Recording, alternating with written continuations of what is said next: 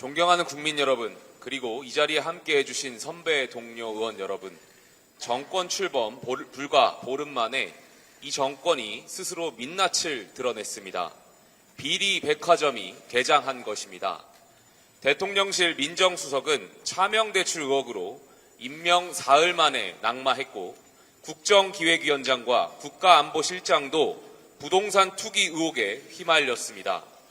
국정원장 후보자는 20년 가까이 교통법규를 상습 위반했고, 인사청문회를 앞두고도 관련 자료조차 제출을 거부했습니다. 그리고 그 정점에는 총리라는 이름이 부끄러운 김민석 후보자가 버티고 있습니다. 더 기가 막히는 것은 이제 겨우 조각을 시작했다는 점입니다.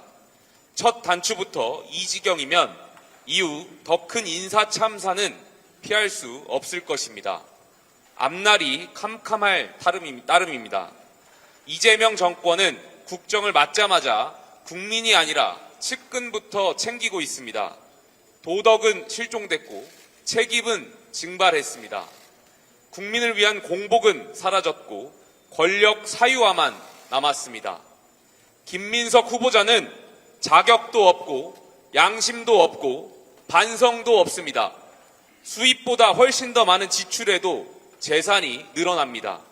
정치 스폰서 강 씨와의 채무 관계는 석연치 않습니다. 이른바 기타 소득이라는 이름 아래 돈의 흐름 역시 미심쩍습니다. 국회 입법과 세미나로 연결된 아빠 찬스가 이어집니다.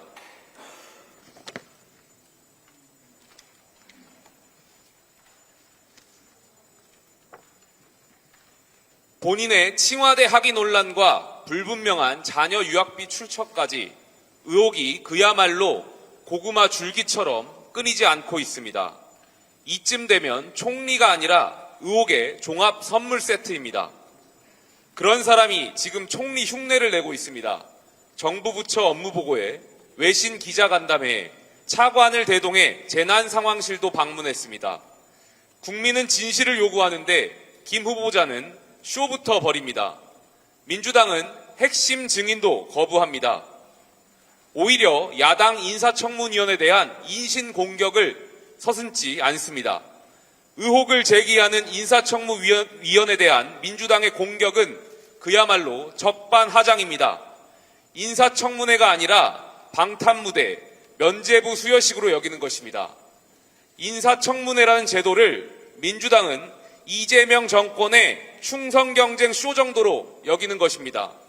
급기야 인사청문회법까지 뜯어 고치겠다고 합니다. 법이 불리하면 법을 바꾸고 절차가 걸리적거리면 무시하는 정권. 이 정권은 법치보다 권력을 더 믿는 것 같습니다. 이재명 대통령은 이렇게 말했습니다.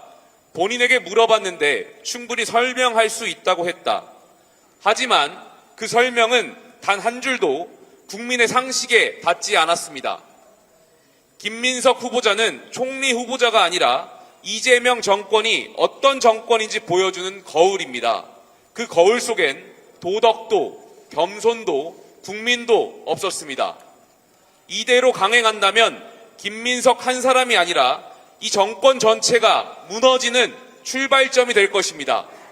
도덕성과 책임을 포기한 정권으로 역사에 기록될 것입니다.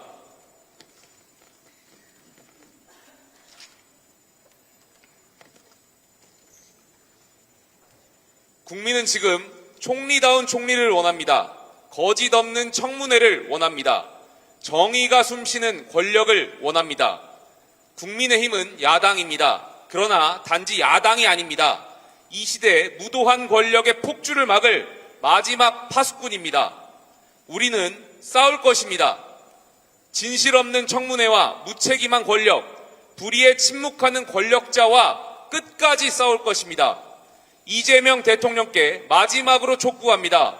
지금 당장 김민석 후보자 지명을 철회하십시오.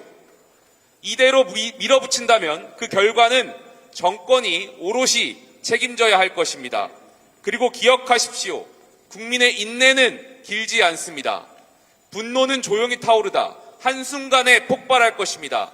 그 땔감을 지금 이 정권이 쌓고 있다는 사실을 결코 잊지 마십시오. 이상입니다. 네, 다시 한번 규탄 구호 외치도록 하겠습니다.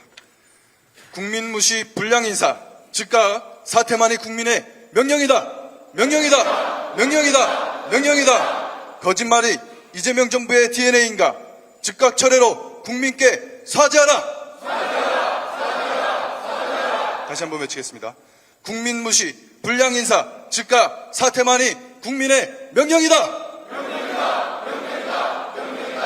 거짓말이 이재명 정부의 DNA인가? 즉각 철회로 국민께 사죄하라.